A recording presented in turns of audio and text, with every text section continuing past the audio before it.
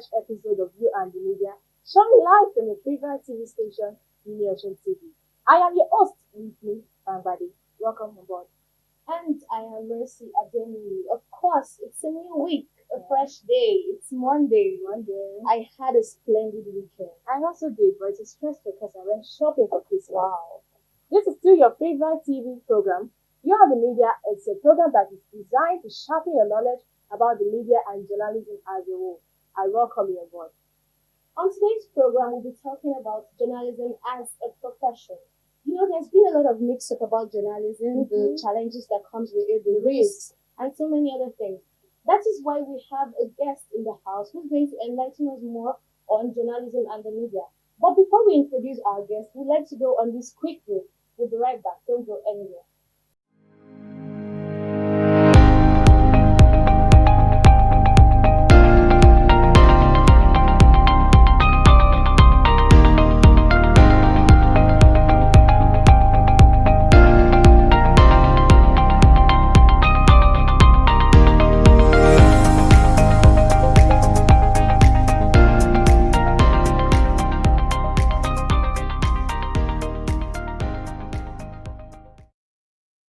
Welcome back. This is still your favorite TV program, You and the Media. We have a professional in the field of journalism in the house, and he's a newscaster, a news reporter, and an editor at Wave FM, Oshogbo, Osun State, Mr. Emmanuel Ijajidere. You're welcome, sir. Thank you very much. Thank you for having me. With your qualifications, I noticed you're a newscaster, you're a reporter, you're a journalist, you're also an editor. May I ask, how many years have you spent in this field? Well, this is my fifth year in journalism. I spent 5 years. That's a show wow to acquire to think all these profiles. You know, I must say, you must be very versatile, you know, to have attained such a profile in just the space of 5 years. With your experience as an editor, a journalist, and a reporter, how would you describe journalism as a profession? Well, journalism as a profession is quite, interesting. I'll say that. But it is also one of the most misunderstood professions. Probably because journalists don't have titles. You can't say that my name is newscaster, this person. Like when you say doctor, engineer, and all of that. So people don't see the professionalism in the profession. But if you ask me, I'll say that journalism is one of the most elite professions because without the media, you just have people running around like headless chickens. You don't know what's happening in the society. And when you're in the dark, when you're uninformed, you're as good as that. The journalism is an integral part of the society. It's one of the biggest professions, literally, in terms of theory. But when you want to practice, that's when you see people having a lot of, okay, journalists are this like that. But journalism is the sweetener. That's true. The sweetener. We know that there are different fields in journalism. You know, we have the broadcast media, we have the print, and we have the electronic media. Can you help us make a disparity between writing for a television and writing for a radio? Well, both media are quite different in their own ways. They have peculiarities. First of all, we need to understand that the radio is a blind medium. It's basically your ears, just the audio. But for television, it's audio visual. So you have to understand the dynamics of audiovisual components and that of the audio component. For radio, it's easy to just go on and without a script, direct your movement and all of that. You don't have to talk and let people see what you're saying. But for television, you have to write in such a way that you first get the attention of the viewer, then you retain the attention, sustain the attention of the viewer. Now, it's quite difficult, or let me say more intensive to write for television because you have to factor in the fact that people may be absent-minded when you're watching the television. So your dialogue has to complement for the lack of visuals. That's when for instance, they sing a soap opera and then you have to do other things. But because you've already established the image of the presenters or the actors and actresses, you can continue watching or cooking and then you can picture them doing these things. So when you're writing for broadcast, you have to factor in the fact that people will see and also hear. So it's more tedious because now you have to write what someone has to see. So now you're not just writing for the eyes, you write for the ears, and you also write for the mind. because the person's mind has to actively follow the dialogue, has to actively follow the scenes and all of that. But for radio, you also have to learn to keep your language very simple, because when you do a demographic comparison, you find out that more people in the rural area listen to radio. So you have to simplify your language. But for television, you're allowed to, be a little bit grandiloquent, because some of the words may also be displayed on television on the screen for them to see. So it's easier to write for radio. You just breeze through it. But for television, you also have to write for the person who is presenting. So the person who is presenting on television is actually acting, whether you're casting the news or you're anchoring a program, you're doing acting because you're following the script. But for radio, you just go in and wing it. So moving on, looking at the broadcast media, can you tell us more about the broadcast media? Because I'm sure a lot of our viewers would want to know. I am personally very inquisitive about the broadcast media.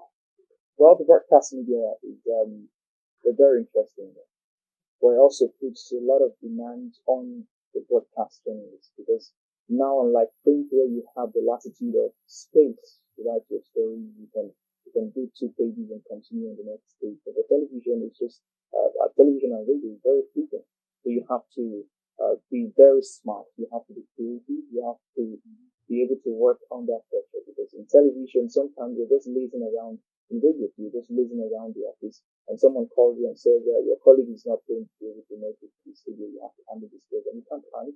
You just have to go into the studio to do what you need to do. And so you also have to have the resilience, the strength of character and tenacity, because for television and radio, yesterday's ideas can be very still today. So you have to come up with fresh ideas, and it could be a little bit difficult waking up every morning and thinking of what do I do today, because if you don't do it today, by tomorrow it's gone. For instance, if the president says, I'm resigning today, by tomorrow you know that you have to do follow-up.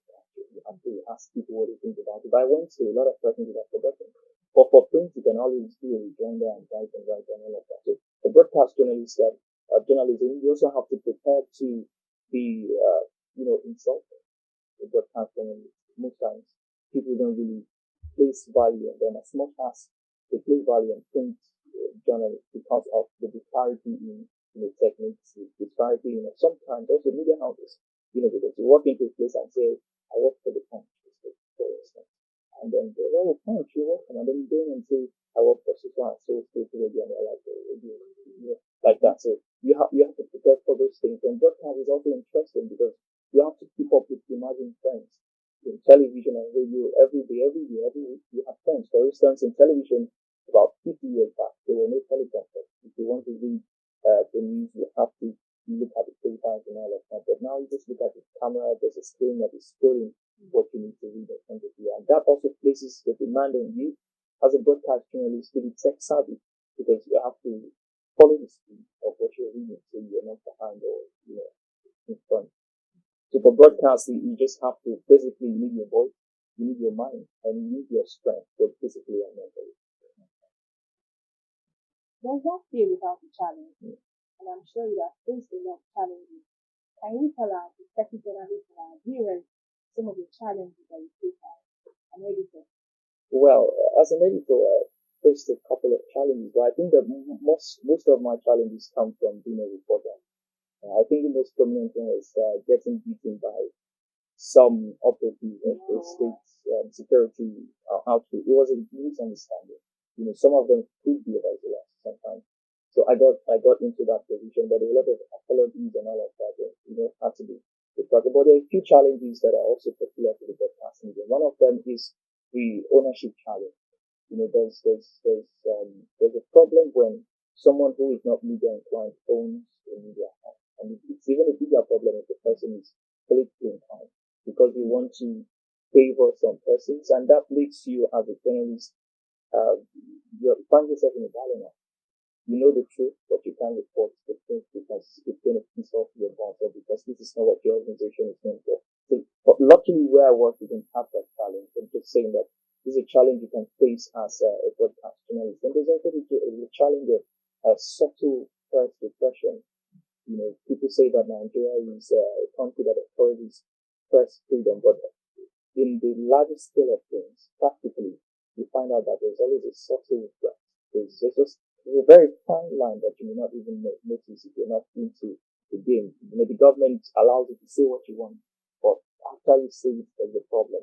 The government says through the NBC or any of its agencies, don't embarrass the government in your reportage. So you know that when you're doing your reports, you have to factor in the fact that, and the problem is you can't even determine what is embarrassing to the government. The government determines what is an embarrassment. And so when you consider the fact that you have to pay 5 million fine, 3 million, you know that. So these are challenges, and then there's also the gatekeeping function, which is actually supposed to be a blessing, but it could also be a confusing one because you're seeing this, you know that this is what it is, but you can't do that. You can't put it out there because one, it could be inciting, two, it could be sedition. People could say, "Oh, I heard it on the radio that the president is only favoring the particular side," and then by the time you try to mitigate the situation, you see that you've already passed an ethnic tribal, what's it called, ethno-religious conflict. So that's also a challenge. And then there's a challenge of working in a place like Nigeria. For instance, you want to go do a lot of events, you want to go cover events, and then the road for that, you are a journalist. Of course, we're in the modern era. You need your phones and all of that, but there's no car. You have to buy power banks and all of that. So there's an aggregation of challenges that are not necessarily peculiar to the media, but that people in the media have to face. But prominent amongst them is also the threat to life. You know, people who are, especially those who are investigative journalists, you find it very, very hard for them to be open. Some of them don't even have active social media accounts. They're constantly on the page of people who matter. And sometimes they want to chase you and they want to, silence you. So you see that when you do your work, you also have to be very careful. And that's, for instance, I don't have a social life as a reporter because I can't be in certain places. If I go here, for instance, a friend is having a party and a friend is a politician, I go there and then the next morning I'm on the news reading somewhere and say, "Oh, that guy that we saw here at the political gathering." So you see, you have to be very careful. And then there's also inducement. It's a big problem. Brown envelope or white envelope, what you call it. You find it difficult to draw a line between someone saying thank you for coming and someone saying write the story in my favor. So if you collect, it's a problem. You don't collect, you see it as an outcome. And then there's also the hostility from your interviewers. You want to interview someone and then they wash you. It comes from politicians mostly. They tell you things that will make you think a lot, you know. And then so, but that's why I said earlier that you need to tenacity. You need to be able to do a thick skin, not be affected by all of these challenges. And you need to have a strong value system that you don't compromise your values. It's getting more interesting, and I'm gaining from what you have been saying, and I'm sure our viewers out there have gained one or two things from what you have said. Mercy, what do you think? Yeah, I'm actually learning a lot, and my horizon is being broadened, and I can't wait to acquire more knowledge. I can't wait to. Don't forget to join this conversation by sending your messages to our WhatsApp platform and our Twitter platform. For our WhatsApp platform, it is 0811 5798 248. Let me say it again. It's 0811 5798 248. And for our Twitter handle, it is at You Are the Media. Let me say it again, at You Are the Media. But before we take your messaging, we'd like to go on a short break. We'll be right back. Don't go anywhere.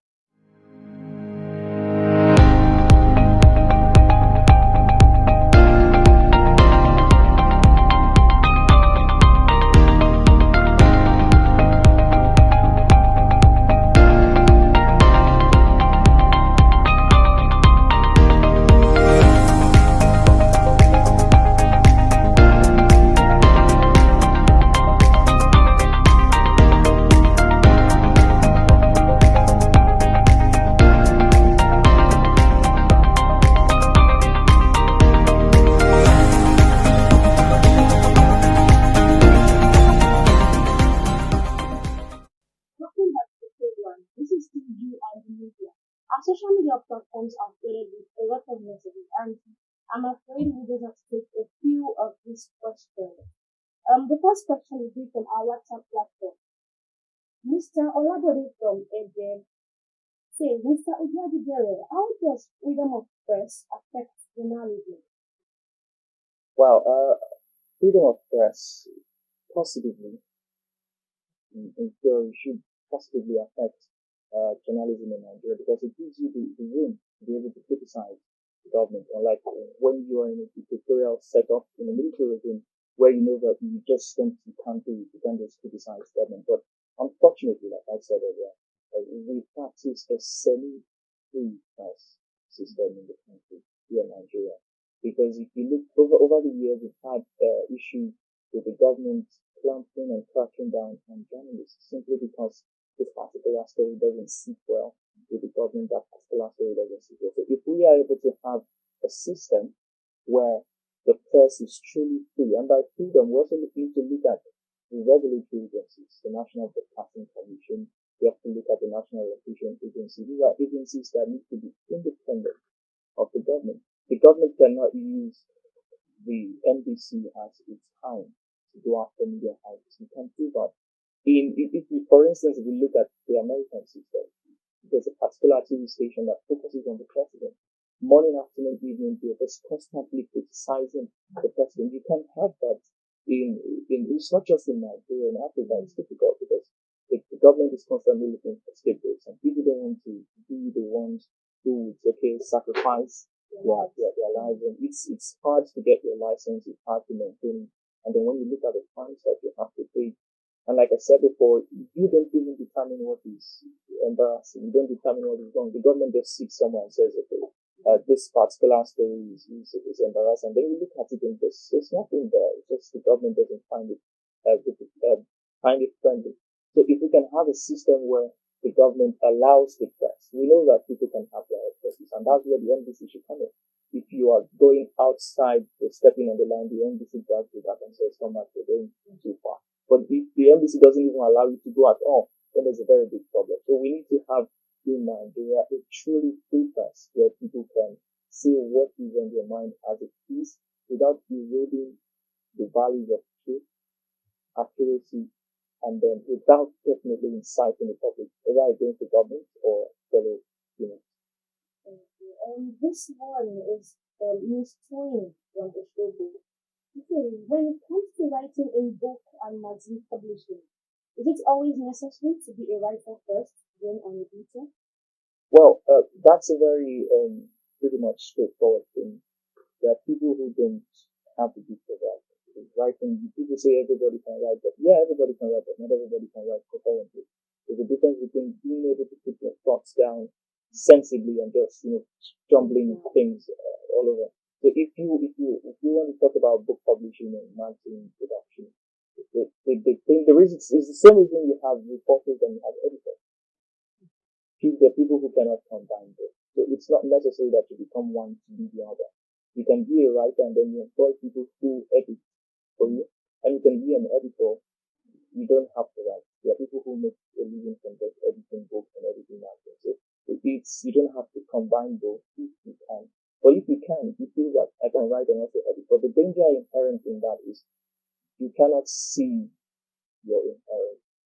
I also write, and there are times I go through my write-up 10 times, and I'm convinced that this is perfect.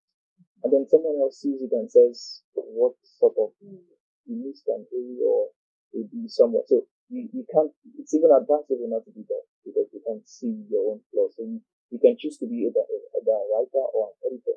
But then if you can't combine, but just bear in mind that you still need to employ the services of a professional editor or a professional writer to help guide you. Because you could have things you want to put down, but you don't know how to. So you just scribble, you start put the beginning and the end to the middle somewhere, and then the writer comes and says, okay, I think you should do this way. And then the editor looks at the grammatical construct, looks at the contextual usage of words and all of that. So you could be a writer or an editor and you could be both if you can't combine them. And that means that before you're an editor, you should have a mastery of writing. Of course, you have to also know how to write before you edit because you can't say that you want to go through something that you're not familiar with. You just look at it and okay, this is fine. But if you know what it takes to be a writer, you know how to use words, you know how to arrange, you know how to look out for paragraphing and all of that. So it makes it easier for you to even do anything. Yeah, we have a lot of questions, but I'm sorry we just have to take. This is the last question we'll be taking, and this one is from Mrs. Tedimade from Ife. It says, what are the different leads of journalism? Well, there are different leads, but because of the dynamism in journalism, you find yourself not being able to pinpoint one. And then because of the dichotomy between the print and the broadcast, there's also uh, there's several leads you can use. You have the summary lead, you have the creative lead, you have the uh, design lead. You understand? But people physically, both in the film and in the movie, summary, that's where you put the lead is an executive summary of your story. So you could use summary, you could use creative, you could use one word lead, you could use the design lead as it suits the story because every story has its own. You can present one story in different ways. Every story has its way of presenting them. For instance, stories that have to do with human angle stories. For instance, a girl was raped and her judgment was miscarried. You can't start with what happened last because you can start with narrating how she was raped and all of that because you model up the fact. So for film, we usually use inverted pyramids, but for the broadcast, you have the dramatic unity where you bring in what who said what, when, why, where. But unfortunately, you can't you can't streamline the leads. You can't just say that I want to use this for because sometimes the stories can change. Sometimes there's also the delayed lead. Yes, the delayed leads are usually used for suspense. That's where you have the president has died of cancer. When you say the president has died of cancer, it could be the president of the student union of the student union body. Yeah, so you deliberately use that so that it spikes the curiosity of the reader. And the person wants to know which president is it, the Nigerian president or the American president. So that's the number of leads you have. On to our Twitter questions. This is from Activism. Faithfulness. How would you handle a hostile or uncomfortable interview as a journalist? Well, that's one of the biggest challenges of journalism. There are people who are very crafty. Apart from being hostile, there are people who are crafty, people who would find a way to dribble around your questions. And at the end of the day, you discover that you had a 30-minute interview and the person has said nothing. But when you want to handle hostile interviews, the first thing you do is understand the socioeconomic and sociopolitical background of the person. The way you talk to a politician is different from the way you talk to an economist. The politician is more likely to be saucy and rude than an economist.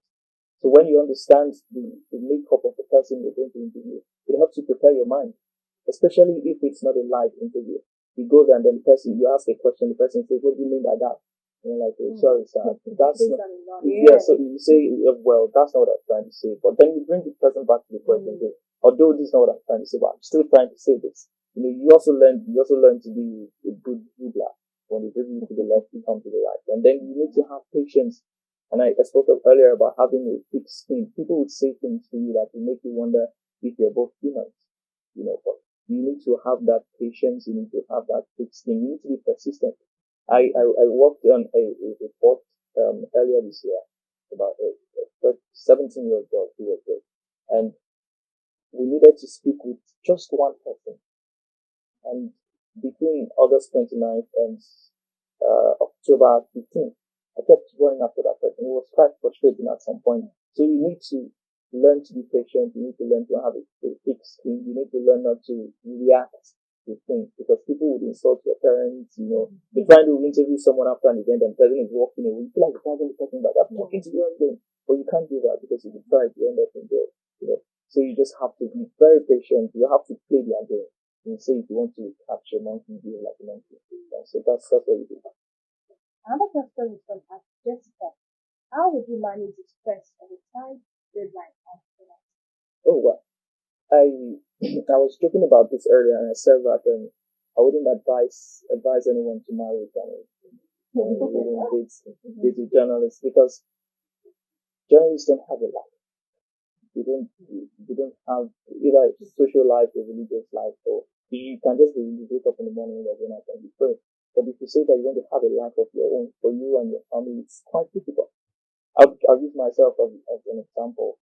I do reporting and editing, and then there are sometimes you're sleeping, maybe you walk overnight, and then you won't sleep in the morning. Then a call just comes in and says the governor is going somewhere, you have to be there, and then you leave by 7 a.m. You rush, you go there. The program is slated for 10. You get there 9:30 or 9:45. You sit down for the next 3 hours, the government doesn't come. And you're scared of if I step out, the government will come. So, in that period, you're trying to get what the event is about. You're trying to put together your story, and then, for instance, your girlfriend's call comes in, and then you say, "You type, let me call you back, please." If you do that consistently for 5 days, the girl is like, something wrong somewhere. So, if you want to manage your time as a journalist, you have to have a timetable. Although that timetable can be disrupted. So you say that by 12, if I have to do something by 12, it doesn't matter where I am, I have to do that thing by 12. And then you learn not to procrastinate, because if you do that, it's going to affect, you have a lot of things to do within a short period of time. So if you have an assignment that is due on the 15th of a particular month, by 5th, 6th, 7th, you should have started working on it. Don't wait until 12, because if you do that, there will be fresh assignments. So if you want to manage the stress, and then it's very important to wake up in the morning, you have to find a way to eat. Because if you don't eat, you will end up fainting, and then it will reinforce the fact that journalists are poor, they don't have money to eat and all that. And the next question at Ashua Emmanuel. Can you describe the three best qualities of your writing style? So personally, my writing style is involved around, it's evolved around inclusiveness. So that's the first one. My style is usually inclusive. It's also conversational, and then the underlying motif of accuracy. When I write, I try to write as if we're sitting over a table and I'm talking to you. It makes it easier for you to understand. It makes it easier for you to be psychologically close. So you don't write and remove yourself, although you can't impute your own opinion as a writer. You can just find a way around it. But basically what I do is I try to include people, and then I use a lot of rhetorical questions. I ask a lot of questions too. So if I ask the question where you're reading, you have to pause and answer. You're not talking to me, you're talking to yourself. You have to pause and answer. So I try to be inclusive, I try to be conversational, and of course try to be very accurate. And then one other thing that is very important in the media, we follow the broadcast media, we follow the KISS formula, KISS, keep it short and simple. If you can say it with 10 words, don't use 20. If you can say it with 5, don't use 10. If you can avoid it at all, don't use it. That's one of the tenets I would follow. This program. Thank you, Mr. Ogabi. It's a pleasure to have you in our studio. And thank you to our viewers for being part of this program. Mr. Olumole Abifemi, and the rest of the crew. I remain Mercy Adeyemi.